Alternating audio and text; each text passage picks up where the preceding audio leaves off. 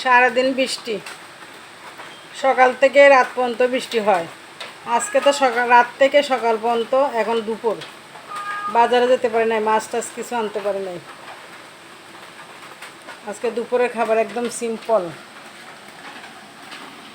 এই যে মামার দুপুরের খাবার, এই যে আজকে এই যে মানে চেপা শুটকি ভর্তা বানাইছি, আর মাছের তরকারি, আর ডাল চচ্চড়ি। এই আজকে এই খাবার। আজকে আর কিছু করতে পারি নাই। যে একটা ডিম বাজি করতে চেয়েছিলাম, ডিমটা নষ্ট হয়ে গেছে, তো হয় নাই। কপাল খারাপ থাকলে এভাবেই হয়, গরিবের খাবার। মামার একটু কষ্ট হবে। মামা, তোমার কি কষ্ট হবে এইসব খাইতে? কষ্ট কি সবসময় সমান না তো। আর বৃষ্টির জন্য যাওয়া যায় না কোথাও।